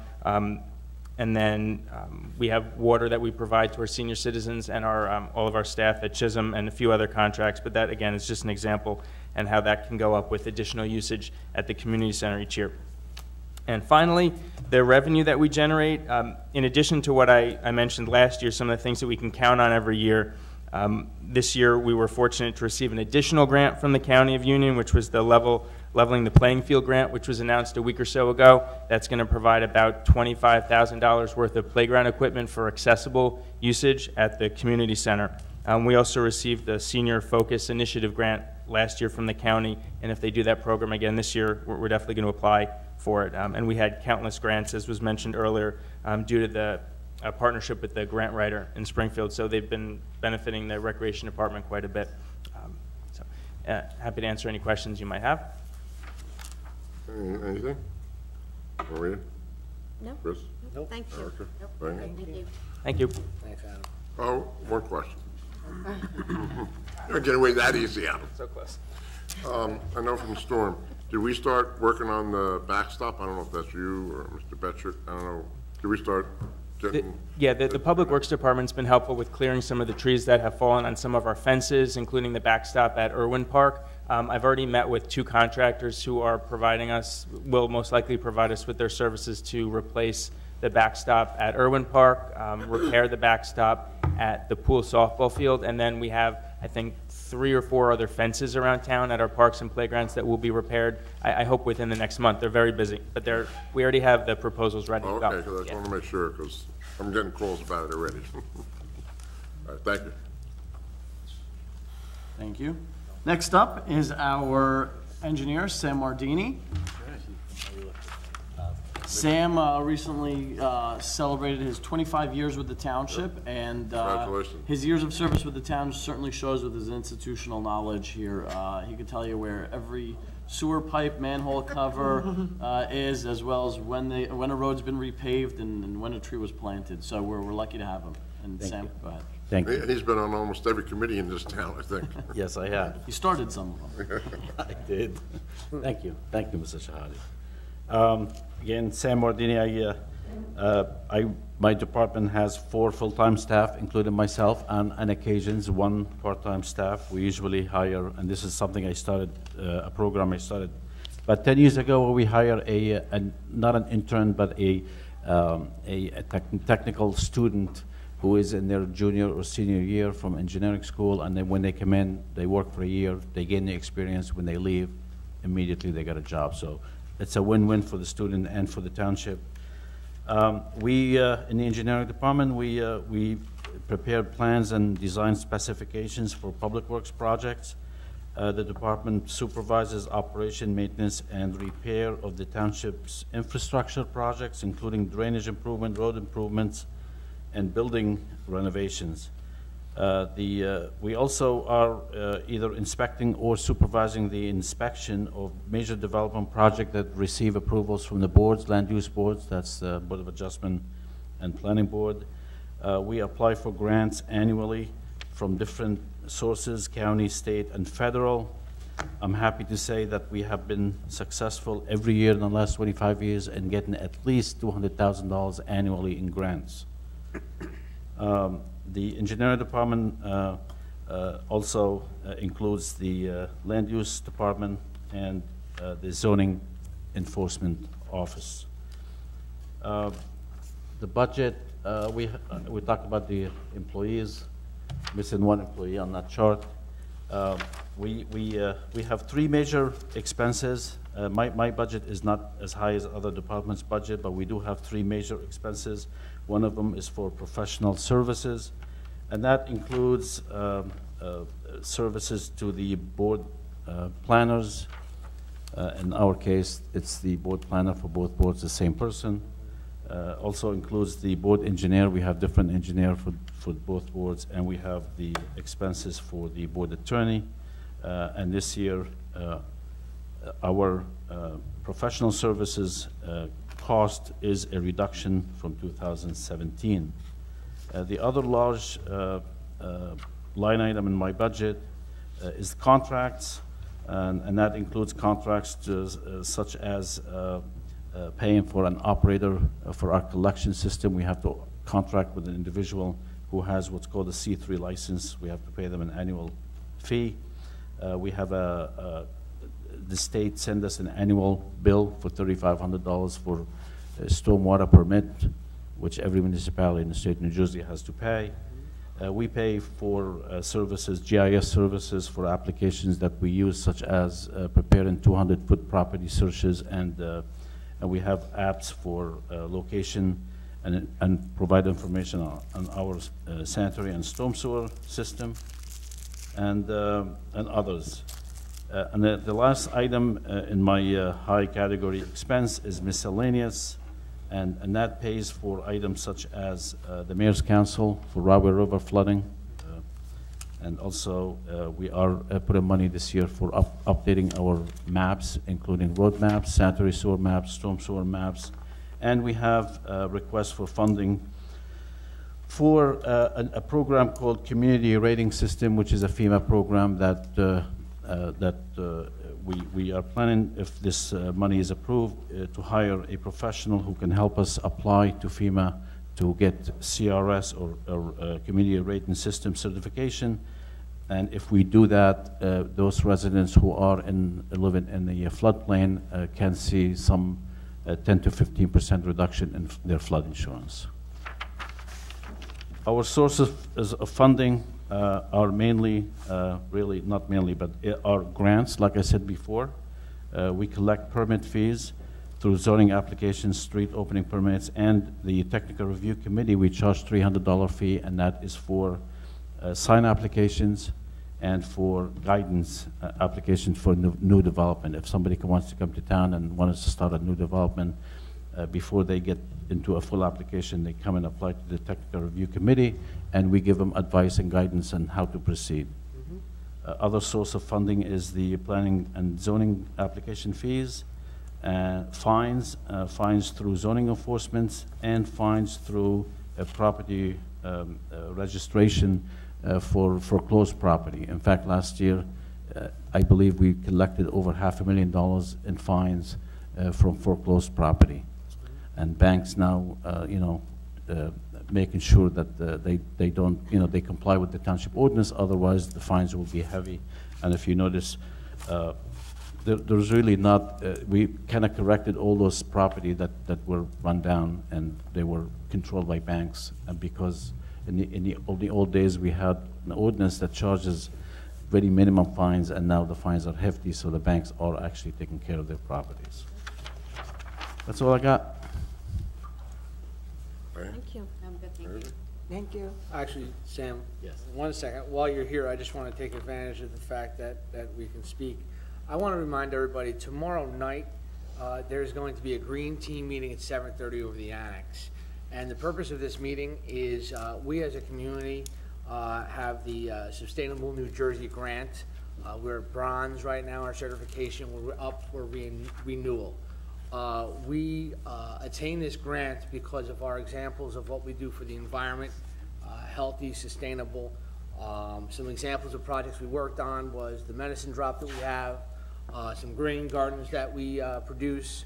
We have a recycling sticker contest every year, and we are up for certification. And the green team is in dire need of volunteers to help with a checkoff list of things that we can do as a community to maintain our certification. It is tomorrow night. I know there's another event that's going on, but this is a little later after that starts at 7:30 across the way in the annex. And we really are in a position where we really do need volunteers to help us out. And I'm having you here. Did I miss anything? Is No, that's fine. If anybody who wants to volunteer and can't make it to the meeting tomorrow, feel free to contact me, and I'll be able to help them get to help us. Excellent. Thank you. Thank you, Sam. Thank you. Okay. Next up is Jerry Egger, our construction code official. He heads up our building department and construction bureau. Jerry, for those of you who don't know, he is a leader in his field, and I don't say that facetiously. He's an officer in the New Jersey Building Officials Association, and he's recognized by his peers. He serves a number of municipalities around the area. He's one of our shared services agreement models that we like to tell the state about. He actually is employed by Millburn. Yeah, I know, right? He's employed by Millburn, Scotch Plains, Mountainside, Mountainside, Kenilworth, We have a shared service between here and Kenilworth. Right. So we're lucky to have him as well. He's overseen a lot of major developments in this town and will continue to do so. Okay, building department is required. It's a necessary evil mandated by the state. The office consists of the construction official and 3 inspectors. Actually, it's 4 inspectors. I do building inspection and construction official. And we have plumbing, electrical, and fire. And those guys are all part-time. We also have 2 full-time technical assistants. And the officers are responsible for issuing permits and inspection for the work to ensure compliance with the Uniform Construction Code. We have 2 full-time technical assistants, so there was an increase in their salary to keep them, to bring them up with other technical assistants. And they make you look good. And they make you look good. They make me look good. They are the first line of defense. They basically run the office. I'm just there as a figurehead. But they do a heck of a job.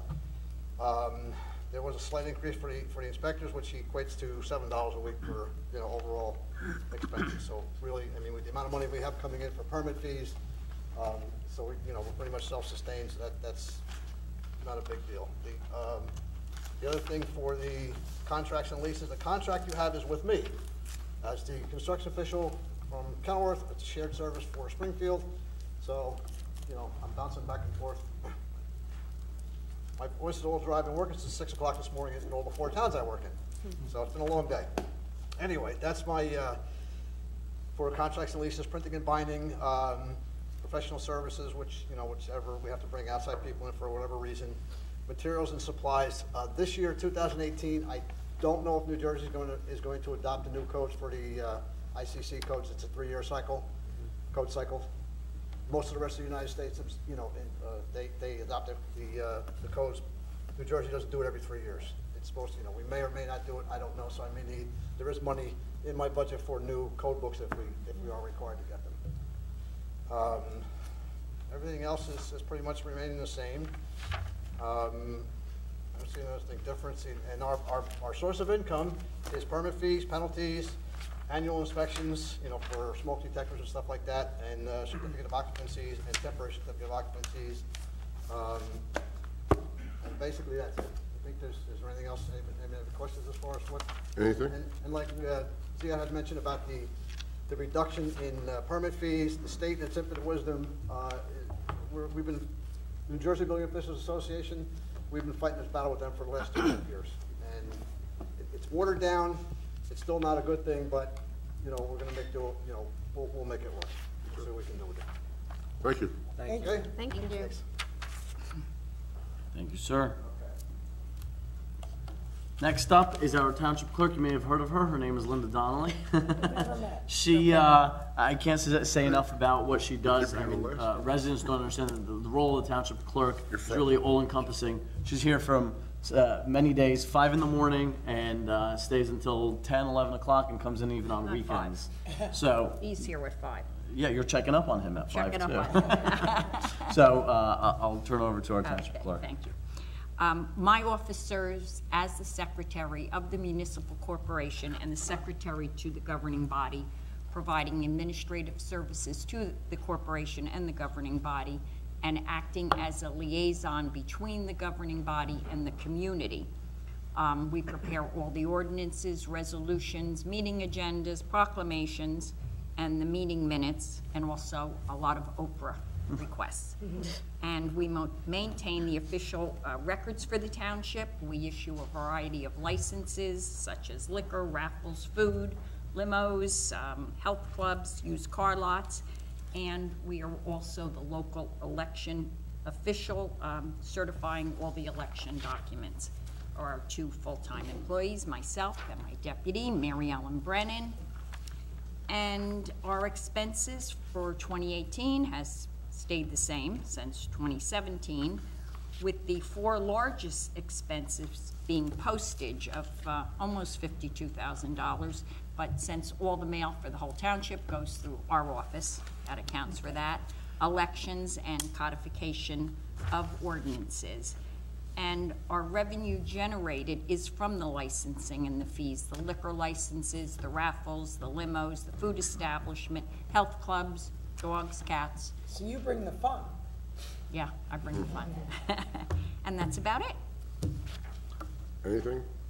Thank you, Linda. Thank you, Linda. You're welcome. Thank you. One of the areas touched upon earlier in terms of sources of revenue as well, as you know, we've been looking at updating a lot of the fees to make sure that we're caught up with the times, and things like our jitney, our liquor licenses, they've all come before you recently, and they all are processed through the municipal clerk, and that's where we saw an increase in the revenue side of the sheet earlier.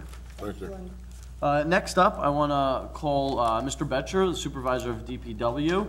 Who is here at 5. He's here at 5, and he's here very late, and he answers on-call emergencies all the time.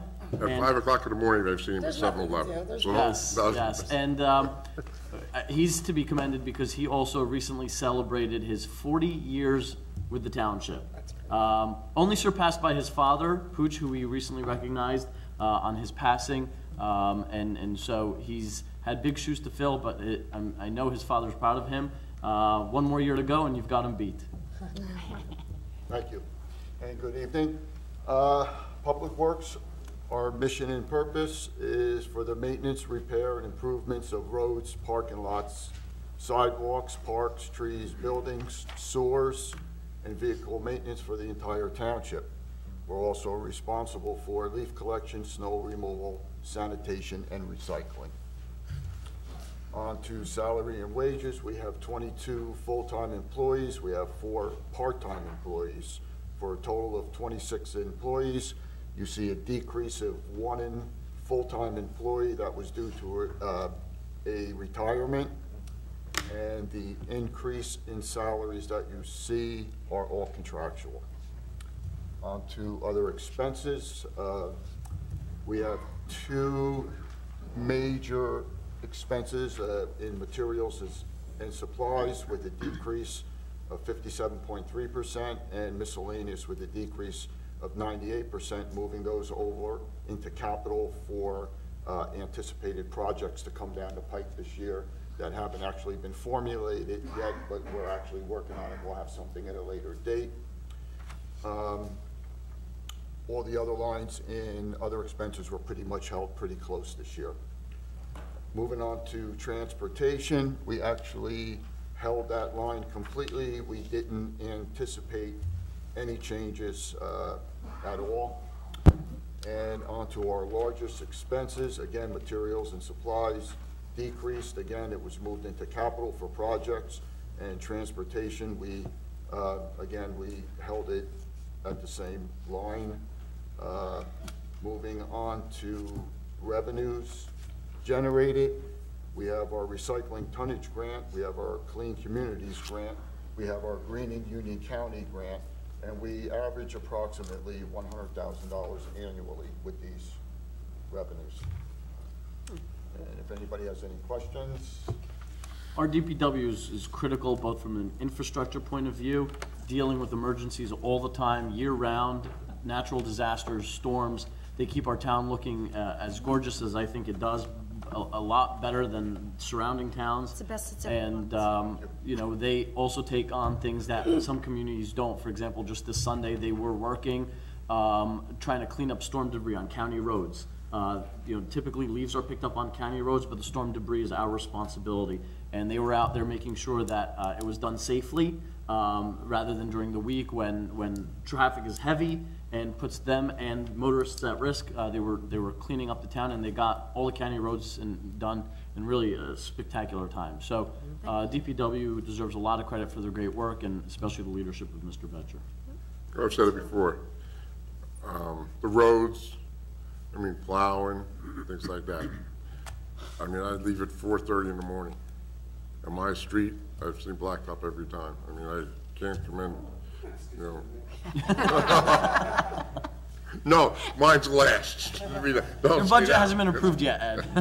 No, you guys, you know, and I've told you guys, I went and saw you guys in the, you know, in another lunchroom, and I thank them because they deserve it. I mean, they're out there. I'm not out there at 2 in the morning and all that doing. I can't say enough about my crew, and they always step up to the plate in extreme conditions, and I'm actually very lucky to have the crew that I have, and I'm very proud of them. That says a lot about you as a leader as well. Thank you. Right. And that's all I'm working on Sunday. They were all working and were throwing it in. Even Bobby, what's his name? He got out of his truck and he was directing traffic. Well, you know, we make these choices in extreme situations, which we have right now with the amount of brush that's on the road.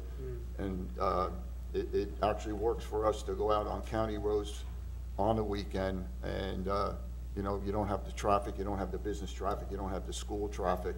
So as far as being productive, we did in one day with 2/3 of a crew, which probably would have taken us the better part of a week with a full crew, and we would have needed the assistance of the PD also because of the traffic. So again, when we make a decision like that, I look at, you know, both sides, and I do it in the most productive way possible. It's a cost savings as well, if you look at it that way. In the long run, yes it is, because then it allows us to get back to our regular streets. Well, they actually all belong to us, but the county roads, and then we can get back into the interior streets. And, you know, we have a small window of time to get this done, and again, it was an extreme situation with the amount of brush, and we're still seeing it coming out. This brush is being stored in a location that has to be addressed shortly before. I was just going to ask you You're about that. foreshadowing. It has to be addressed before the teacher 25th of May. appreciates that. And we're actually in the process of taking care of that now, so. I just want to reiterate to the general public, because I've had a handful of people ask me what's going on with the storm debris, and I explained that it's going to take time because it's a massive amount and that you guys are out there working really hard on it. But it's time consuming because it was so much. So you guys, like you said, you guys are out there, you went out on Sunday, but it is gonna take time, and people will see that it's getting picked up. Just have to be patient, because it's a ton. You know, we have areas that we have to prioritize, you know, we have to get into our parks and other areas where we have sports events coming up, and again, you have to prioritize everything and try to please everybody, and you can't always please everybody. It's impossible. Okay. All right? Thank you, Mr. Batcher. If anyone doubts that they're picking up, just go to the pool. Yeah. Does anybody, Going by the minute. anybody have anything? Bonfire? Audience? Next up is our CFO, Michael Quick. The amount of cash that goes through this man's office will have you spinning, and the amount of paperwork that he has to handle on a daily basis, but he does it well, and he's here at all hours of the day and on weekends. And Mr. Quick was not only has the whole town budget to worry about, but also his budget and his staff, and he does a great job of that. So, Mr. Quick? All right, thank you very much. First of all, I want to start off by saying all the department heads, thank you so much for putting up with me. Thank you for letting me torture you on a daily basis. I appreciate it. Did they have a choice? No, they didn't. Mr. Shahadi, thank you so much. Committeewoman Stampoulos, thank you so much. Committeeman Kepides, thank you also so much for bearing with me. A lot of numbers went in here. Approximately $77 million comes in our accounts, and approximately $77 million goes out. My job is to make sure they're going out just a little bit slower than they're coming in. I'm responsible for the books and records, financial statements, internal controls, and yes, the annual budget. Okay. In terms of the wages, you can see that there was a decrease, nothing really exciting in either one of them. I just have 2 full-time staffs there. And the next slide is also very simple. There's a very slight decrease of $50. The biggest single expenditure I really have right now is about material and supplies, and about $4,000, maybe $5,000 of that is made up of credit card costs. Other than that, my job is very simple. Any questions? What's our rating right now? AA plus, the same as the United States of America. I want AA plus, everybody. Public to realize that it's very high, a very high rating. Yeah, you can only go higher by AAA, but right now we're doing fantastic. Our bondholders love us, so this is good. I mean, you know. And at risk of repeating what you said at the top, for my first time going through this, I sincerely appreciate your help with this, and certainly Diane, you, and all the department heads. And especially our township administrator. This was, you know, it was overwhelming, a little intimidating for me as my first time out, not dealing with a municipal budget. But everybody was so cooperative, and it was such a teachable moment for me. And I'm appreciative of the teamwork and your patience as you walked me through my first one. I appreciate it. I just want to kind of piggyback. Mr. Quick, you and I have been together for 3 years now, and I have to commend you. You absolutely do a fantastic job. You respond to our emails. And thank you for all your hard work. You're very welcome, thank you. And thank you for everybody for staying awake during this presentation, too. Thank you all for the budget. I appreciate it. So to sum up, you know, as Committeeman Capidy said, you know, the budget is a very complicated document. They sign purchase orders, you approve them on the bill list, you see a lot of the money coming in and out on a regular basis. It gives you the sweats, it gets you nervous at times, and you ask a lot of questions, which is good. It keeps us on our toes, it keeps us honest, but it also, through the education process and the fresh ideas that you bring to the table too, helps us ensure that the budget is the best budget that we can possibly present on behalf of the taxpayers. The municipal budget, just to give you an idea, went up this year by, in terms of the appropriations. Spending went up by about $1.2 million. Sounds like a huge number, but in relation to the overall budget of nearly $33 million, and as you heard from all the department heads, a lot of spending was down in many areas. Spending was down significantly. They did the best they could in a lot of areas. We had to reallocate. One of the biggest issues this year, and nearly a third of that appropriation increase, is our recycling costs. We talked about that at the beginning of the year. We talked about that at the end of last year. Over $400,000 increase in our recycling costs. That is not due to anything that we could control.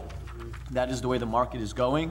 We went out to bid, and that was the lowest possible bidder that we could find. And it is in line with what they charge elsewhere, unfortunately. But fortunately for us, it was due to the bidder from the last go-around giving us a very, very good deal.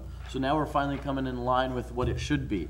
Anticipated revenue, though, also went up, nearly $700,000, as you can see from this. That's the grants, that's the new sources of revenue. And what you'll see is that we also did not increase the amount of money that we used from surplus. That was a big commitment on my part, and in talking to Michael Quick, we did not want to touch our surplus. That ensures the financial stability for the future of Springfield for those rainy days when, heaven forbid, something crazy goes along or we see a big reduction in our rateable base where we need to tap into that. And the amount being raised by taxes is it's increasing by $547,000. So when you spread that 547 amongst all the homeowners, all the property taxpayers, the commercial, the industrial, the residential, and you'll see that the increase per average household is only $70. Only $70 for the year. Our portion. Our portion, correct. Our portion, and that's for the average household that's assessed at $160,000. Again, that's not your house's worth, that's what it's assessed at. So people look at, well, surely my house is worth more than $160,000. I paid a lot more than that. We're not talking market value. We're not talking. We're talking about the assessment. So what we also did, and a credit to our tax assessor, also is ensure that our rateable base is healthy. Our rateable base went up in terms of our net valuation taxable. $2.4 million went up. That's good for us. That's very good news for us. It continues to go up. We've nearly made up the losses in 2016 as a result of a multi-year settlement with Baltusrol Golf Courses for their tax appeal. And it's also a representation of all the economic development that's going on in Springfield. We have a lot of businesses coming into Springfield, especially on Route 22. So that's very good news for us.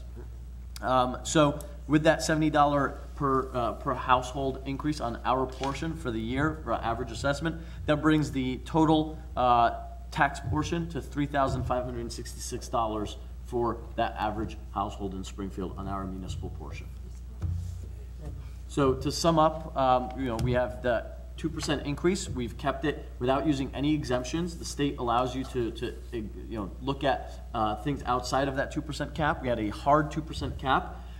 We had no reductions in municipal services. Staffing levels were maintained. Public safety levels were improved in many respects, as the chiefs spoke about. We have a lot of infrastructure improvements anticipated for this year, and again, this budget is a forward-thinking and budget that plans for years ahead. Any questions? Anything? Nope. No? Someone have a question? No. Oh. All right. All right. Thank you very much. Thank you. Thank you, gentlemen and ladies. I appreciate all your hard work. Hopefully it wasn't a painful presentation. No.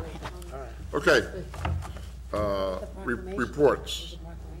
A proclamation to adopt it? No, isn't there a proclamation for John? Oh, we need to. No. Okay. That's a resolution. All right. Report. Finance? Diane, you're on finance, right? I would like to make a motion to approve the total amount of payroll and vouchers for the period from March 14, 2018 to March 27, 2018 in the amount of $5,590,793.05. I second. Committeewoman Stampoulis? Yes. Committeeman Kapidis? Yes. Deputy Mayor Du Bois? Yes. Committeewoman Vasalla? Yes. Mayor Huber? Yes. Minutes and reports.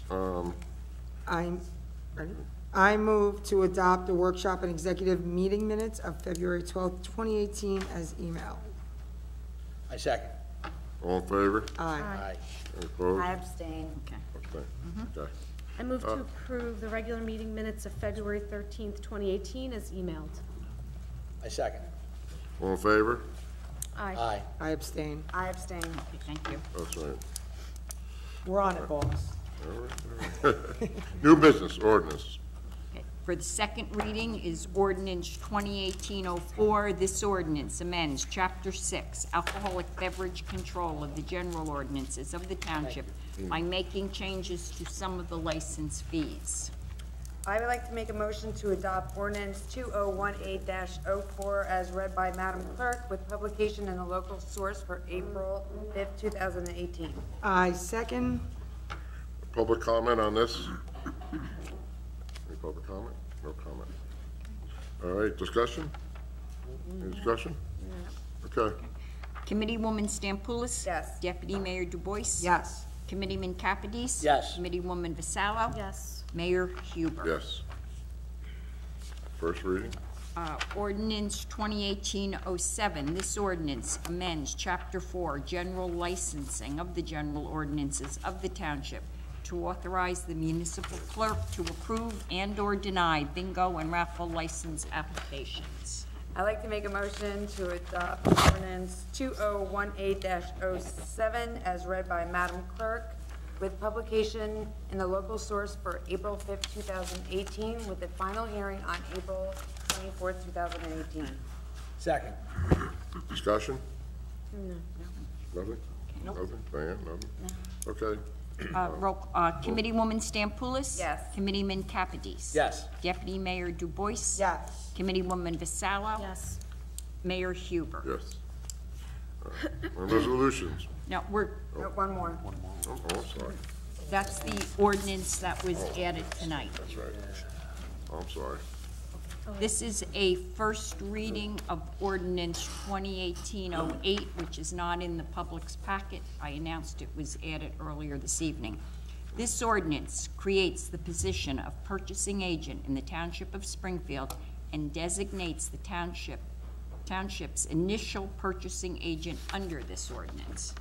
I'd like to make a motion to adopt ordinance 2018-08 as read by Madam Clerk, with publication in local source for April 5th, 2018, and final hearing on April 24th, 2018. I second. Discussion, right? We have to have discussion. Discussion. Oh. Just in case if there's any questions, Mayor and members of the governing body, because it was a last-minute addition, but I did provide a memo on, and I've spoken to the need for us to hire a purchasing agent. Up until the last minute, we weren't sure whether we were going with a shared services agreement or a part-time hire, and Mr. Dowd, in his due diligence and making sure that we're protected, found that we need to do this ordinance, and so that's why it's here before us. And the intent is to appoint the individual named here. Two resolutions, correct me if I'm mistaken, Mr. Dowd, 2 more resolutions will be forthcoming upon adoption of this. One to set forth the parameters of this individual's employment, the hours, the hourly rate. In addition, one to adjust the threshold, the increase the bid threshold. It's part-time, 20 hours. For less than 20 hours. I'm just It's saying, yeah, as 20 needed, hours. maybe some weeks it'll be none, some weeks it may be more, but that'll be coming in the And we have money in the budget, Yes, we do. right? Yeah, and you would say yes, but you have to ask me, because he's very conservative. Okay. He and I are working off the same budget. We're working on the same budget. All right, I'll do a roll call. Committeewoman Stampoulis? Yes. Deputy Mayor Dubois? Yes. Committeeman Capides? Yes. Committeewoman Vasallo? Yes. Mayor Huber? yes. Okay, thank you. Now we go to resolutions? Yes. Okay. Resolutions. 2018-102, 103, 2018-104, 2018-105, 2018-106, 2018-107, 2018-108, 2009, 2001-10. Do I have a motion? 11 and 10, 11 and 12 are gone, right? Yes, 11 and 12 are pulled. 11 and 12 are pulled. Yes. Can I pull 108 just so I can, Yeah, 108. 108? Sure. Okay. so I can read it, please? Sure. Well, now. Okay. I make a motion to approve by consent agenda, Resolution 2018-102, 103, 104, 105, 106, 107, 109, and 110. Second? Have a second? A second. Okay. Okay. Just read it, roll call. Committeeman Capides? Yes. Committeewoman Vasallo? Yes. Deputy Mayor Dubois? Yes. Committeewoman Stampoulis? Yes. Mayor Huber? Yes. All right. 108. This resolution is honoring the late Reverend Clarence E. Alston and dedicating Meek Street as Reverend Clarence E. Alston Way in the Township of Springfield. I just wanted to pull it just because I know that Reverend Alston was an important figure in the community for decades. My husband's family has lived in town for decades, probably close to 8, almost 9 decades, and I know he was a really important person in their lives. I've gotten to meet him over the past probably 15 years, and he was a great man, and I just wanted people to know that that the township is dedicating Meek Street to Reverend Alston, and I just think it's a special thing. I just wanted the public to know that, because I know not everybody sits and reads through the agendas, so. That's it. Thank you. Deputy Mayor, if I may add Yeah. also, there is. I forgot the date. Yes. That's why I didn't say it. No problem. It's going to be Sunday, April 15th at noon in front of the Antioch Baptist Church. You will be dedicating the street officially that day with a sign that will be placed above Meek Street, and the public is invited to honor and celebrate the life of this good man. Thank you, because I forgot the date, and I was trying to bring it up really fast, and I was like, I don't remember. It's not in my head. Can I have a motion? I move resolution 2018-108 as read by Madam Clerk. I'll second. All in favor? Aye. Any opposed? Any abstentions? No. Okay. Discussion and action items. I move to approve amendment to on-premise 50/50 raffle license number 1272 and on-premise merchandise raffle license 1273 to Brotherhood Temple Shrei Shalom for change of date to April 19th. Second. Is it all in favor? All in favor? Aye. Any opposed? Any abstentions? No. Next. I move to, excuse me. I move to approve the on-premise 50/50 raffle license 1303, on-premise merchandise raffle license 1304, and games of chance raffle license 1305 to St. James Church. Drawings to be held on May 1st, 2nd, 3rd, 4th, and 5th at 45 South Springfield Avenue. I will second that. All in favor? Aye. All opposed? I move to approve on-premise merchandise raffle license 1306 to Springfield's Mayor's Day at Baltusrol, drawing to be held on September 4th at 201 Shunpike Road. Second. All right. I second. Okay. All in favor? Aye. Any opposed? I'd like to win the raffle, though. Okay. So, I'm the mayor, I could win the raffle too, you know. Street plows, everything. Any unfinished business? Anybody have? No, not with you. Okay. Public comment on any government thing you'd like to talk about. Who else is cold? I am. Okay. It keeps us awake up here. So, It's like a casino, we gotta keep everybody any awake. problem? Nobody? You? Read the proclamation. Oh, proclamation. And tell him he can't leave until he comes Yeah, I to the meeting. understand. John Cook, 100 Mountain Avenue, Springfield, New Jersey. 100 Mountain, you live there? Oh. First floor back office.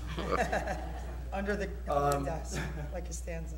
As you know, as the committee knows, Captain McLaughlin's retiring as of Thursday. I had put a proclamation together for him, but he did not show up tonight. I guess he doesn't like all the fanfare. But I just wanted to read it anyway, being he's not here, just to put it on the record. So, whereas the Township of Springfield wishes to extend its sincere congratulations to Captain Patrick M. McLaughlin on the occasion of his retirement from the Springfield Police Department after being in service for 28 years and 2 months, and whereas Patrick M. McLaughlin became a police officer with the Township of Springfield Police Department on February 1st, 1991, and was assigned to the Patrol Division.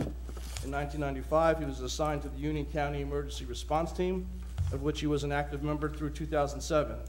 In 2004, while a member of USERT, he was also assigned to the Union County Auto Theft Task Force for that year. In January of 2006, he was assigned to the Detective Bureau as a plainclothes officer until September of 2008, at which time he was promoted to the rank of Patrol Sergeant. In September of 2010, he was promoted to the rank of Patrol Lieutenant, and then in March of 2012, he was promoted to the rank of Captain. And whereas Patrick M. McLaughlin has served as a member of the Springfield Patrolmen's Association, as a member of the Springfield Superiors Officers Association, Local 76, and as a member of the New Jersey Narcotic Enforcement Officers Association, and whereas Patrick M. McLaughlin assisted the NYPD in the forensic operations at the Freshkill landfill in Staten Island during the weeks following the 9/11 attacks in 2001, And whereas Patrick M. McLaughlin, in his position of command and with unwavering leadership, has been instrumental in the successful restructuring of our police department and has been dedicated and loyal in service to the people of Springfield consistently throughout his career, signed by the mayor. So I just wanted to read that, and this is also, when I mentioned the overtime numbers at 145 being held, Captain McLaughlin was a huge part of that. I mean, I delegated that to him. He did an excellent job keeping things under control, and I just wanted to acknowledge that of him. I know he had sent an email, I believe, to the committee as well today. Great guy, I'm gonna miss him, and I just wanted to acknowledge that on the record, so. Have you done the test yet? Your testing or whatever? Thursday are interviews. Before the testing or after? There's no, it's a no different testing? process. Okay. Different process. It's from resumes, cover letters, file review, and interviews before chiefs. Okay. So, thank you for your time. Thank you. Thank you, Chief.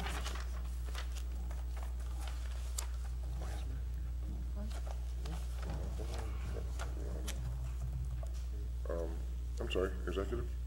Anybody else from the public? I'm sorry. Okay. Not seeing none? We will be going into executive session, and we may be coming out to take action after executive session. Resolution 32718, whereas Article 6 of the Open Public Meetings Act provides that a public body may hold a closed session, and whereas the Township Committee will, during this meeting, enter into discussion of the following matters. Personnel, police. Personnel, fire has been removed from the executive session. Contract negotiations with SPD Sale LLC, public safety cameras, and property acquisition. Whereas the matters to be discussed in closed session are to remain in the strictest of confidence by all Township Committee members in furtherance of the fiduciary duties to the Township. Now therefore be it resolved, matters discussed at this meeting will be released to the public when the reasons for discussing and acting upon them in closed session no longer exist. You have a motion? I move to go into executive session. I second. All in favor? Aye. Michael? You're going, we need to first, we'll do it first. Thank you. Oh, I promise we won't have a meeting this long.